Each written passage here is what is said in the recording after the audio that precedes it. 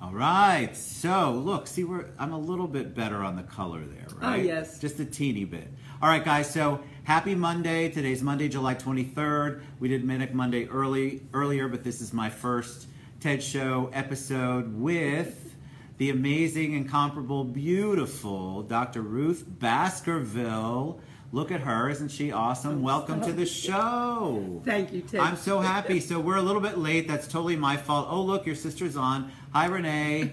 Hi, Carrie. You can see that's what happens. My goodness. So let us know you can hear us or see us. Give us a thumbs up. That's always important because you want to hear Ruth's story. Ruth's stories are amazing. And so we had to prop her up on a pillow today. I'll tell the secrets. We've got some, hey Renee, we've got some crazy stuff going on in the back. Hey Maxine, so you can see everybody doing that. Oh, so obviously they can hear us and see us. So welcome.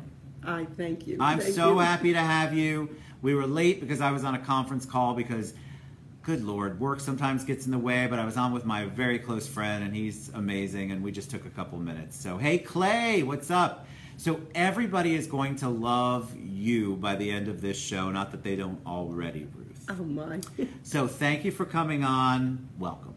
Thank you for having me, Ted. I'm so excited. So let's give them a little background on you. You and I met because I'm also close friends with your beautiful sister, Renee Holt. Absolutely. Renee and I have been friends, part of the usual suspects for a very long time. And of course, Renee is very family-oriented, and she brought you in, introduced you, fell in love with you immediately, of course. And so tell us a little bit more about you. Give them your beginnings, if you would. I still have a bit of a New York accent, even though I've been in Florida now since 2004. I'm one of 5. I'm number 2, and Renee is number 3. And so I grew up on Long Island, went upstate New York to college, and saw this man walk across the campus my second year there and just fell in love, like the bells, the whistles. And so it was love at first sight. Literally, it was the only and forever. And so the first vacation home, we married and came back to college and finished college, had a baby at the end of our following year. Wow. And graduated with 2 sheepskins, no jobs. No jobs. A 1-year-old. Now, who went up to who? Did you go up and go, hey, you don't know me, but I'm your future wife? Like, what was the meeting like? No, I was working my way through college, and I was working on the dinner line, and he came through, and I remember pouring gravy over my hand and missed the potatoes completely, and he just said, will you have dinner with me? Aww. And he took me to a real restaurant with utensils and linen, and I fell in love completely. And listen, utensils and linen are right. important. Especially when you're in college. And his name? Waverly Lee Baskerville, Jr. How can you not love that name? Waverly Lee Baskerville, Jr. Right. Now, was he from New York as well? Newark, New Jersey. Originally from Virginia, but Newark was where he was from. And when we graduated, we drove home to Newark, and we pulled into his parents' driveway, and we had 87 cents and no milk for the baby. That was our very beginning. Oh, my gosh. Yep. Unbelievable. And so you went on, you were married for how long? 45 years. Because you talk about, this is the love of your life, which you talk about a lot when you're speaking, when you do book signings. You've written about Waverly, I believe. I mean, you really pretty much, when you meet Ruth, you're going to know about Waverly within the first 10 or 15 minutes, which is a wonderful love story. I think most of us would love to have that, and do have, those of us that have it, it's so nice to hear somebody else express it all the time. Oh, absolutely. And you're not afraid to express it. No. What did you go to college for?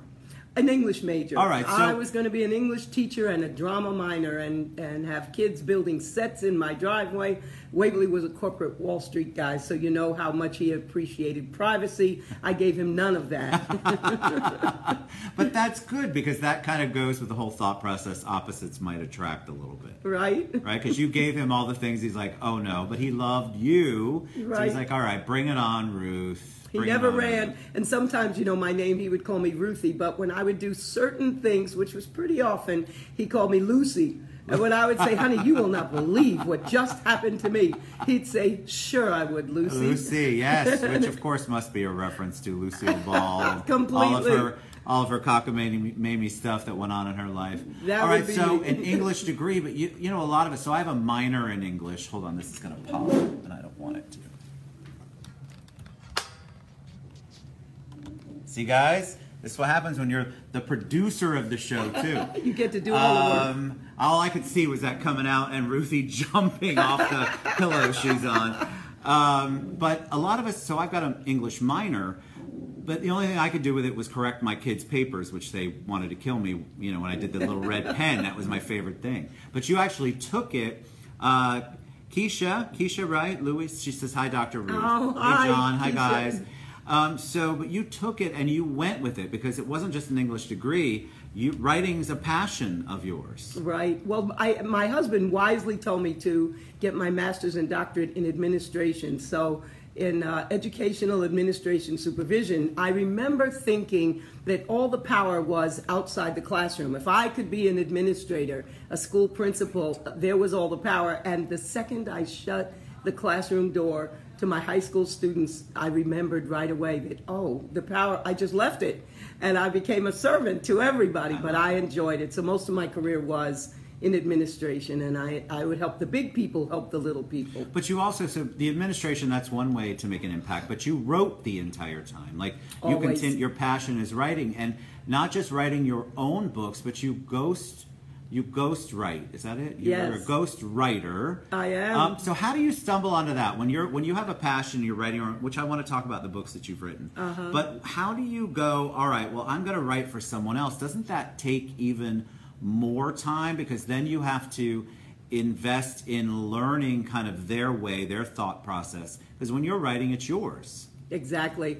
Well, I'll tell you, I have now been a ghostwriter for 26 published authors, and at night I write for 14 at the same time right now. And I give the credit to God because, you know, He gives me imagination, and writing is just my gift. And I can write pretty much any way, any style. I wrote a book that was written in the 1920s and 30s, and I had to write Negro dialect, so I ran to Langston Hughes to find those misplaced commas and apostrophes.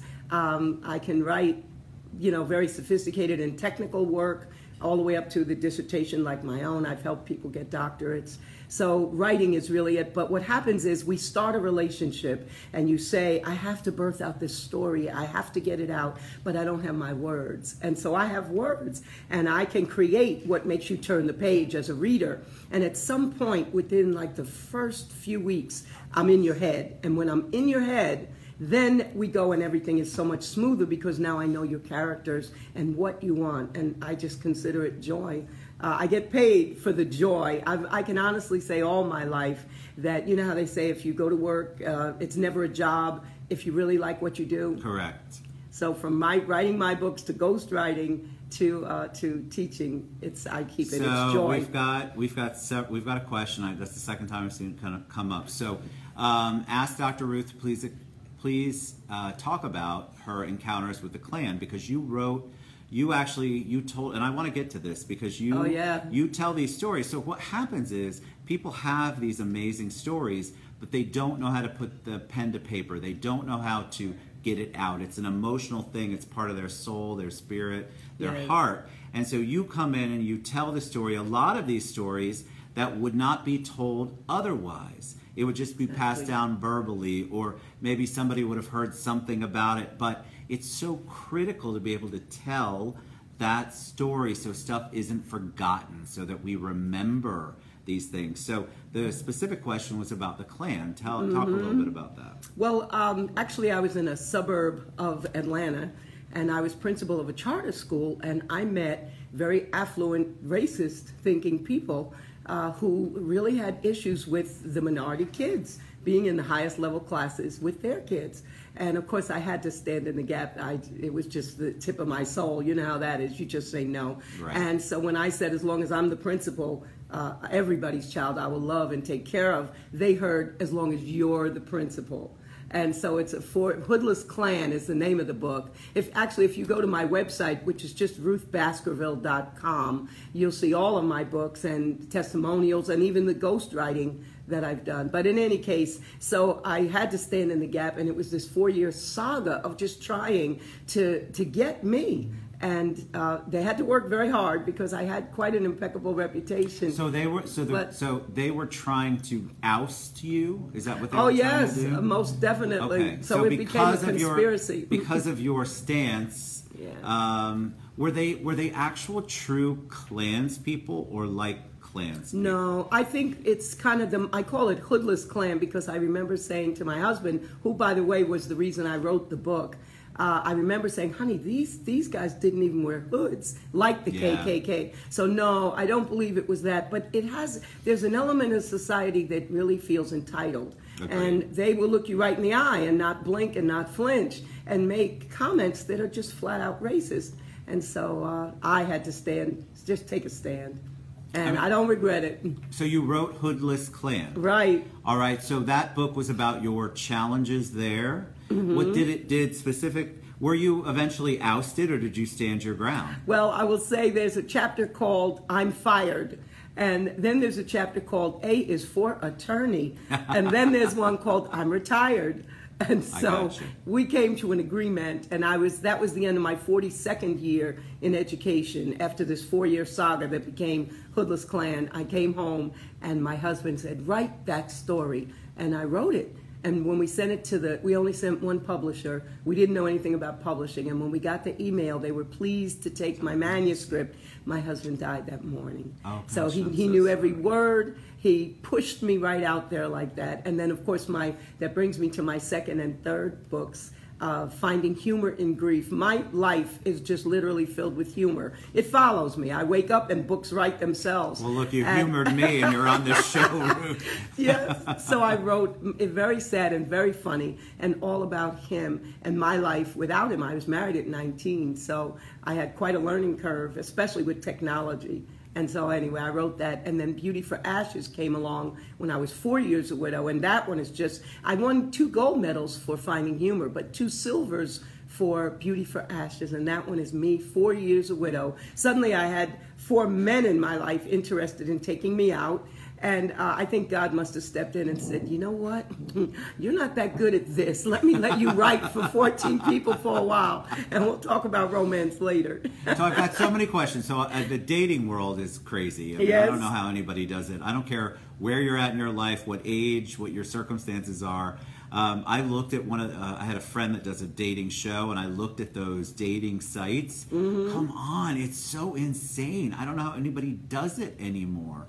But I'm super fascinated about the fact that you and LaToya just came on and said that she's so grateful because you were able to tell her story. I think being able to discuss grief after a loss, which that's actually a theme this week. My show tomorrow, Navigating Faith, we're going to talk about comfort and grief.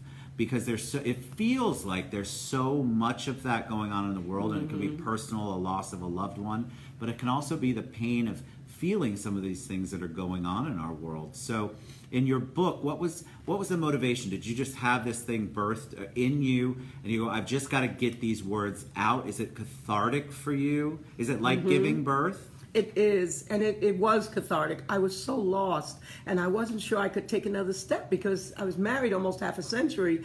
But you know, I always write and I journal, and I just started and it flowed. It just came right out of me so naturally. I didn't even have edits. Mm-hmm. And so when I did Finding Humor in Grief, even the title came to me, that there is a way back. And of course, my spirituality just climbed even higher. And I wanted to point out my beautiful pin. Oh, yes. I wish I could lift it up. This it's so pin, beautiful. It is it says Queen a jeweled on it. Queen. Yes, my Pastor Angela Davis of City of Life Ministries. I received it after we had a a summit this weekend, a women's empowerment summit called Certified Queen. And the reason I received this pin is that Pastor Angela had prophesied a year and a half ago that my territory would be enlarged. And at that point, I had my 3 books. And now I have all these ghost-written books. And so I managed to touch all the worlds, just my hands, and it goes through the people who are the authors.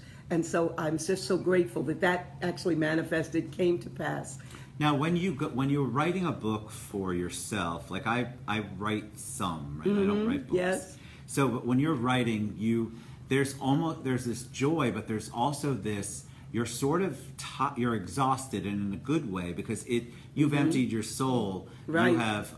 You have told a story that you're sharing and taking a risk telling, I think, but yes. You have to. So when you're telling somebody else's story, is that a different path? Because not only you as the writer are having to make sure that you do it the right way, but you want to make sure it reflects what they're trying to tell.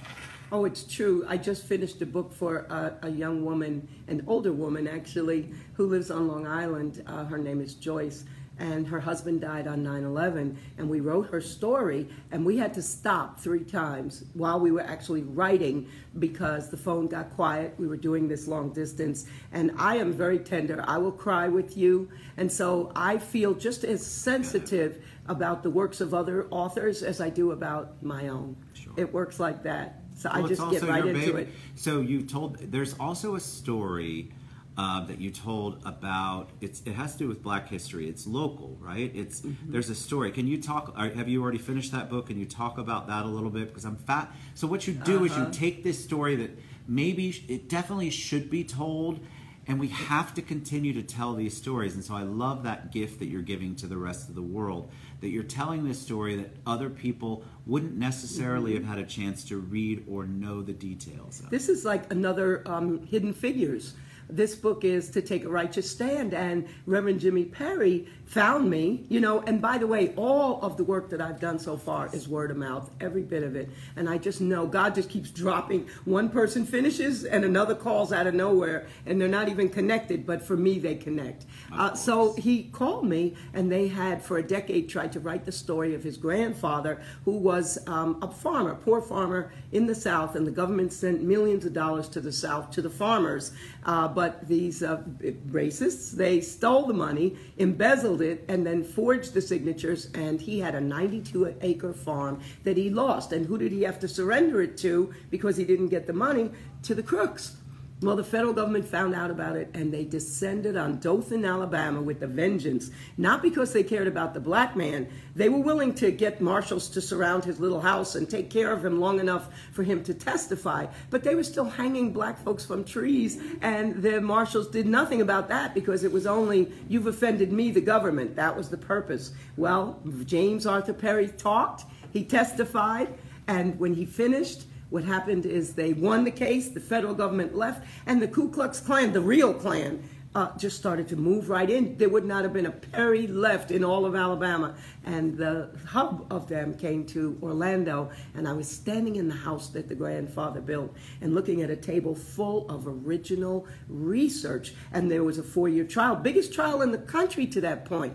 And most people would never know it. But now you can get that book. It's a fascinating read. And what's the name of that book? To Take a Righteous Stand. And they gave me the title, by the way. And so much like Hoodless Klan, you have to take that righteous stand. And he did. He did the right thing. And so that's an excellent read. And that, by the way, is the book where when I had to talk about the way people would speak back then, they were just fresh off of being sharecroppers. So I had to write in Negro dialect. And the whole book is successful. It really was great to do. Do you feel like that the problem with, we try not to get super crazy political, and this isn't a political question, it's a personal question. Do you feel like that racism is alive and well? Do you feel like we're making any progress? When you're doing the books, obviously, if you have to go back all the way to that dialect, you have to think like that. When you come back to 2018, have we made progress? Are we in a better place?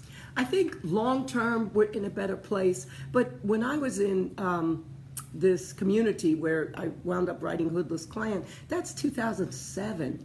That's not Jim Crow like the other book. And so I think it comes down to personal investment. you know, many times when we talk about like police profiling African American men and white persons who say, I have no frame of reference for that, it doesn't happen to me. And many times we get offended because of that. But I don't get offended, because how would you know what you don't know? Right. You can't step in my world if you're not in my world. So it's my job, I believe, to teach, especially if you're willing to listen and learn. And that, I think, is how we blend the races. Also, there are more interracial people. When my parents came along in 1942 or whatever and married a Russian Jewish woman, 19 years old, and an African American and Native American, 46 years old, who met and married and could only live in Harlem because there were no laws to give them housing. People were kicking us around. We moved every year of our lives. Even when we went to Long Island, because there was just a time. So today, when you think about the world, when you go to weddings and affairs, and we're all beautifully mixed, I think that's the progress that I see. I agree. I love that, because sometimes I think we get so stuck on the negativity that we do forget that I feel like many people have made progress. Look, there's still a lot of work to do on all angles. I don't care what fight you're fighting. That's right. There's still so much work to do. But if you focus on all the things you don't have, right, then you can't be grateful for, and you can't appreciate the things that we do have and that we've moved forward. We have so much work to do, Ruth. But honestly, I love what you said. I love the fact that you're right. I don't know your world, but I'm open to be educated about it. And I think there's more people that are, and that's what this show is all about, trying to talk about things. I just want to educate people. I want people to know. I want people to know the story, the Hoodless Klansman story. I want them to know about the righteous story, the righteousness, right? I want them to know this stuff, because where else are they going to know it? What are they going to do? There's so much going on. We're fed so much junk on social media. So it's very hard to maneuver through the minutia of things. So when somebody like you comes on and has so many amazing stories. All right, so what are some of the things that you're working on now? Are you working on your own book? Oh, I wish. You know, up north and also down south here in Ivy Lane in Orlando, I was able to, with the help of a marvelous staff, I was able to turn a school around. When you change the culture, and that school went from a double F, so you know that's a terrible grade, to 5 points from an A in 2 years. That's amazing. I mean, we grew crops on the campus. We walked around in lab coats like doctors and just changed the culture. And today, anyone I ever meet who's part of Ivy Lane, from the custodian to the assistant principal, everybody, it's like a happening. It was a moment in time, and the kids were excited. I mean, when you're excited to get up and come to a school where there's gunshots in the neighborhood and it's really quite a violent place, you know that you're making a difference. And I believe, I have to get back to God, because he just sort of elevated me so much. Thought I knew the Bible, thought I knew different things, but the way that he's changed me, I mean, I call it Waverly's World of Wealth in Finding Humor in Grief. Waverly would love that. We had a lot of wealth. And when he passed and my income was cut in half, I'll just share this one story real quick. We had a Rolls Royce, a 1978 Silver Shadow 2, and eventually I had to sell it. It was beautiful. Oh, yeah. Oh, my God, it was so beautiful. Lemon yellow with chocolate leather. And so this couple from New Mexico came to buy the car, and they were in my house 1 hour, and they saw Finding Humor, bought the book, went all the way back home. I call him Dr. John. And he called me and said, you must come to New Mexico. I love your book. I feel like I know you and your husband, and I want to do these book signings for you. Well, don't you know, I came on a humble. I didn't even know these people, and they took such care of me, and they set up 3 amazing book signings with large crowds. And do you know, I was chauffeured to each of the events in the Rolls Royce. Oh, no. So I knew that was the hand of God. So amazing. But I heard a speaker, a preacher recently say, do you know what the opposite of more is? Enough. Enough. And God, from the time that I became a widow and I had to figure out things and finances, and I've always had enough, never been in lack. So that's, and I attribute some of that to tithing, but really God just makes sure. You don't live in lack, and I think that's what a lot of people do. So I think not in my heart either. Correct, and it doesn't mean that it can't be difficult sometimes. It's just that if you have a lack mindset, if everything is bad, you don't have enough money, you don't have enough, No. then if you're living in that all the time, I don't know how God's supposed to deliver, or whatever your faith is, deliver anything to you. How's the world, the universe, God, how is it going to happen if you're constantly living in lack? That's exactly And right. so I love that story. All right, so we have a few minutes left, so we're going to share. It's ruthbaskerville.com. Right. But we're going to share all of your information. And Dr. Ruth, that's sad. Ruthie's, Dr. Ruth, her website is full of anything you could ever want. But if the reason that it's so important to have you on the show is because people get to see writers at an event, at a book signing. They get to read your work, but they don't always get to see you and feel you. Stacy says hi. They don't get to see and feel you, and I believe that connection then brings what you're trying to do. It becomes more powerful to the people who are reading the books and coming to the book signings. So we're going to share all of Ruthie's contact information at the end. Is there anything you want to share with them? Any words of wisdom? Any parting words that you'd like to? You brought your stuff, so you didn't even use it yet. I didn't. But show them a picture. I mean, I know it's going to be backwards. It might not. It may not. You may not be able to see it. Here, we'll do it this way. Look. But this is Waverly.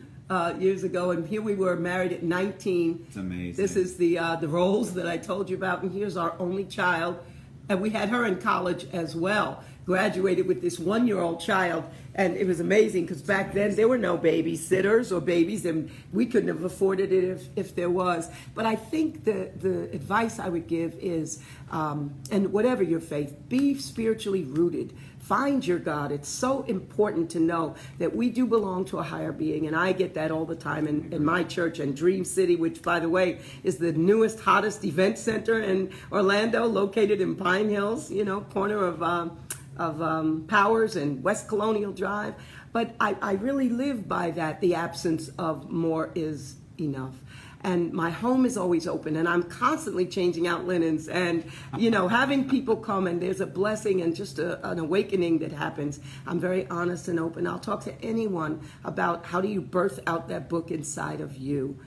So I'm very accessible, very available. And look, you can't make this up. It's the authenticity that we talk about. Humility, humbleness, vulnerability, willingness to put yourself out there, not just for you, but for the greater good, for what you're supposed to. You know what your gifts are, and you're utilizing them, and a lot of us are not. So take a note from Ruth here. If you've got a gift, get it out there. If you can write, if you can sing, if you can help people, do it. Because look at this. She's lived a life. She's lived through grief. And look at the stories that you're telling. I absolutely love it. You've been a joy. You see how fast it goes? It goes by it's so fast. I know. I could listen to you for hours. So ruthbaskerville.com. We will share all that. Love you to pieces. Thank you so much for being on. Thank you for having me. Amazing, amazing. All right, we love you guys. Thank you so much for tuning in a little late, but we went a little late, so that's good. Yes. Love you. See you tomorrow. Thank you. Love you, Dr. Bye. Great job, Renee says.